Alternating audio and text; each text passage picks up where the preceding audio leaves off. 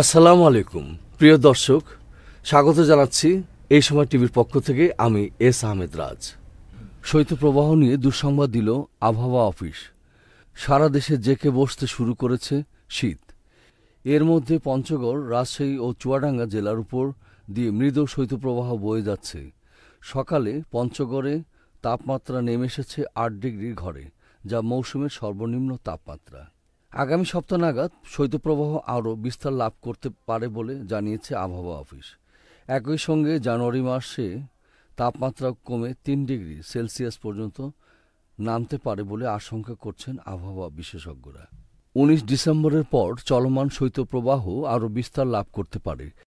এই সময়ের মধ্যে রাজধানী ঢাকায় শৈত্যপ্রবাহ হানা না দিলেও তাপমাত্রা নেমে আসতে পারে ১০ ডিগ্রির ঘরে।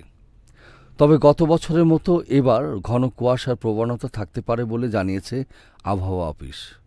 সেই সঙ্গে জানুয়ারি মাসে তাপমাত্রা ৩ থেকে ৪ ডিগ্রিতে নেমে আসতে পারে বলে আশঙ্কা রয়েছে। এদিকে পঞ্চগড়ে মৌসুমের সর্বনিম্ন ৮.৪ ডিগ্রি সেলসিয়াস তাপমাত্রা এবং রাজধানী ঢাকায় সর্বনিম্ন ১৫ ডিগ্রি সেলসিয়াস রেকর্ড করা হয়েছে। এই অবস্থায় আগামী ৩ দিন মধ্যরাত থেকে সকাল পর্যন্ত দেশের কোথাও কোথাও মাঝারি থেকে ঘন কুয়াশা পড়তে পারে বলে জানিয়েছে আবহাওয়া অধিদপ্তর। অস্থায়ীভাবে আংশিক মেঘলা আকাশসহ সারা দেশে আবহাওয়া শুষ্ক থাকতে পারে। তবে এই সময়ে পঞ্চগড়, রাজশাহী ও চুয়াডাঙ্গা জেলার উপর দিয়ে বয়ে যাওয়া মৃদু শৈত্যপ্রবাহ অব্যাহত থাকতে পারে।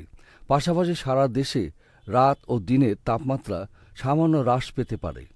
আগামী সোমবার ৬টা পর্যন্ত অস্থায়ীভাবে আংশিক মেঘলা আকাশসহ সারা দেশে আবহাওয়া শুষ্ক থাকতে পারে।